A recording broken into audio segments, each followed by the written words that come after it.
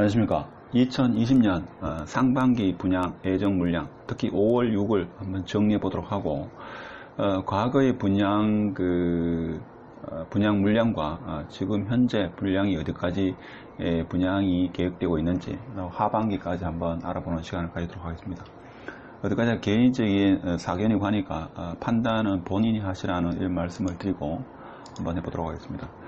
올해 2020년 분양 물량은 제가 2월 달인가 한번 영상을 찍었는데 28,000 가구 지금 이렇게 계획되어 있습니다. 그래서 5, 6월 달은 후반부에 정리해서 지금 하도록 하겠습니다.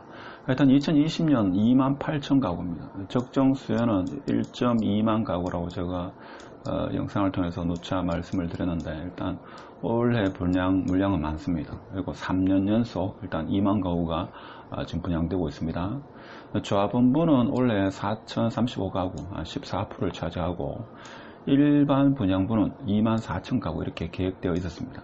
그래서 대체적으로 부동산 업에 종사하시는 분은 산이 높으면 골은 깊다, 골도 깊다. 그래서 공급이 과잉이 아닐까 이런 걱정을 많이 합니다.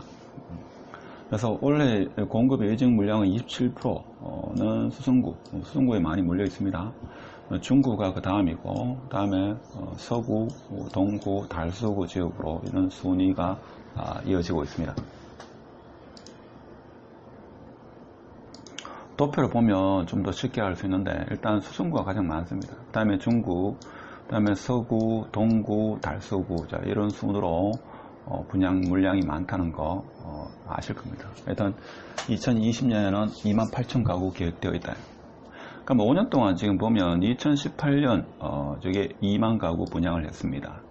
2019년은 26,000 가구, 27,000 가구죠 거의.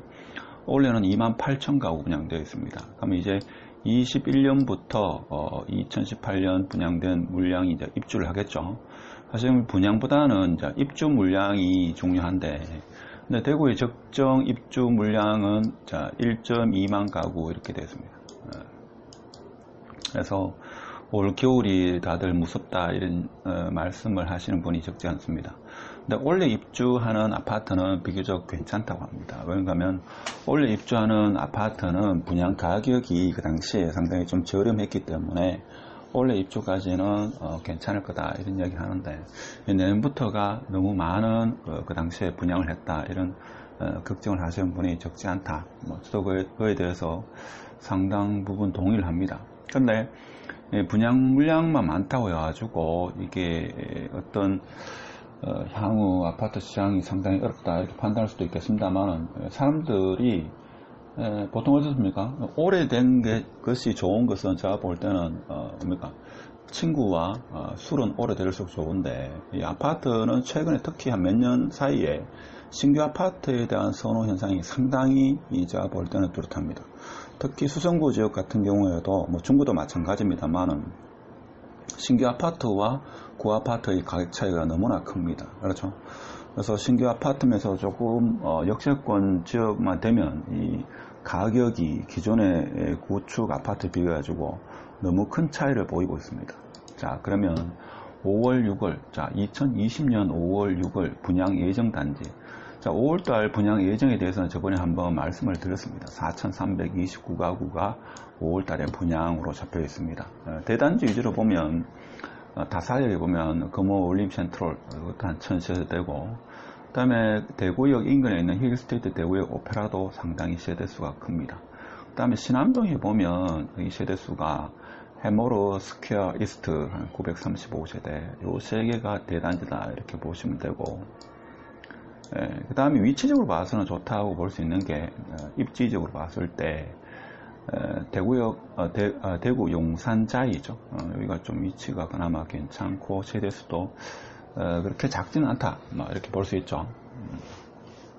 그 다음에 두류에 보면 두류 센트럴 빌드 시티, 이것도 위치가 나쁘진 않다 이렇게 보는데 세대수가 조금 작은 게 흠이죠. 물론 나중에 시간이 되면 각각의 그 단지별로 다 하지 못할 거고 몇 개 정도 정해가지고 한번 해볼 생각입니다. 그리고 6월달 같은 경우에도 지금 분양 물량이 상당합니다. 그렇게 대표적으로 보면 해링턴 플레이스 동대구 돼 있는데 여기가 1265세대입니다. 세대 상당히 크죠.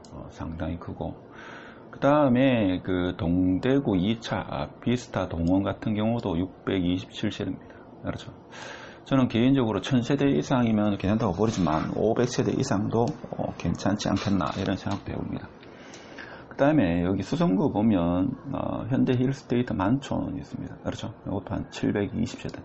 수성구에 분양하는 물량치고는 상당히 물량이 많은 겁니다. 수성구는 주로 세대수가 많지 않은 그런 단지가 분양이 많았죠. 그래서 이것도 꽤 인기가 있지 않겠나. 물론 위치적으로 봐서는 그 학군이 조금 그 북쪽 지역이라 가지고 약간 밀리는 게 있습니다만은 워낙 그 역세권이고 해가지고 제가 볼 때는 상당히 인기가 있지 않겠나 이런 생각을 해봅니다. 하여튼 이번 시간에는 분양 물량, 그러니까 물량이 과연 적절한가 뭐 이런 거 주제로 했기 때문에, 자, 2020년 상반기에 지금 12,800세대입니다. 그렇죠. 그러니까 2002년도에 28,000세대가 분양 예정되어 있었는데 코로나 사태로 분양 일정이 미뤄졌죠. 그래서 지금 한꺼번에 물량이 좀 쏟아지는 5월, 6월만 해가지고 지금 12,000세대입니다. 그렇죠. 그래서 이렇다 보니까 이건 상반기죠. 지금 5, 6월만 하면 지금 뭡니까? 이게 몇 세대입니까? 7,000, 거의 8,000세대입니다. 5월, 6월 8,000세대.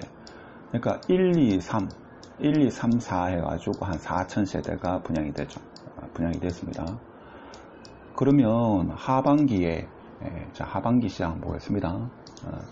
일단 상반기 시장 5, 6월 분양 예정 시장의 특징을 보면 상반기에만 21개 단지에 한 12,809세대가 분양이 됐습니다. 지금 이제 5, 6월까지 합치면 예정이 되거죠. 그러니까 5, 6월에 8,000세대, 1, 2, 3, 4에 4,000세대 있습니다. 4월까지는 주로 중구, 남구, 수성구에 편중이 되었는데, 자, 5월 달에는 대구 전 지역입니다. 전 지역이고, 뭐 특히 대구시청 그 이전 인근이죠. 그리고 서대구 고속철도 역세권 개발과 더불어가지고 용산 자이 여기가 좀 인기 있을 거라. 일단은 그 역에서 그렇게 멀진 않더라고요.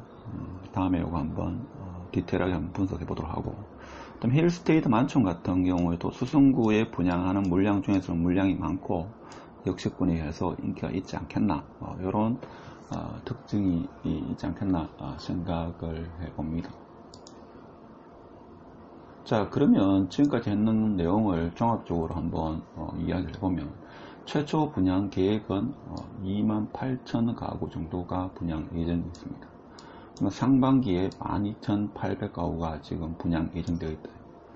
그럼 하반기에 지금 요것이 원래 계획대로 다 분양된다고 봤을 때 2020년 하반기 예정 물량이 15,191가구입니다. 그러니까 상반기에 분양 또는 분양 예정인 물량보다도 훨씬 많은 물량이 지금 하반기에 예정되어 있다 이거죠.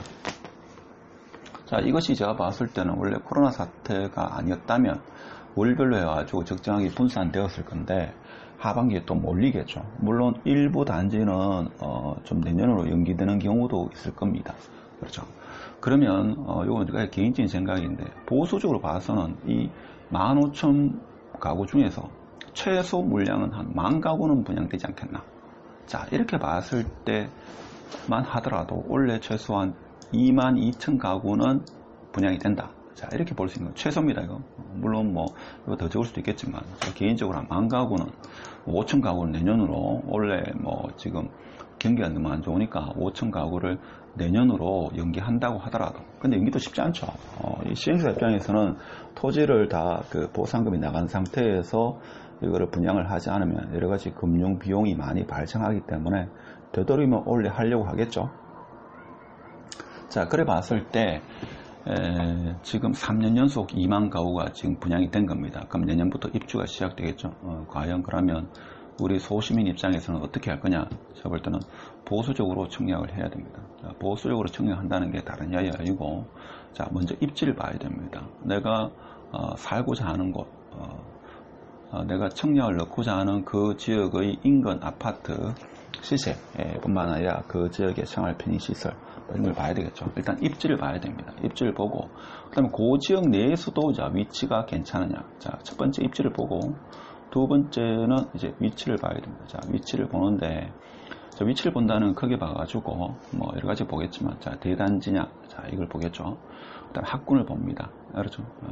보통 뭔가 하면, 수성구 아닌 타구라도 꼭 수성구에 들어오지 않고, 그 구 내에서도 학군에 또 좋은 지역이 있습니다. 그러니까 그 지역, 입지 내에서, 그 위치 내에서도 학군이 어떠냐. 이걸 봐야 됩니다.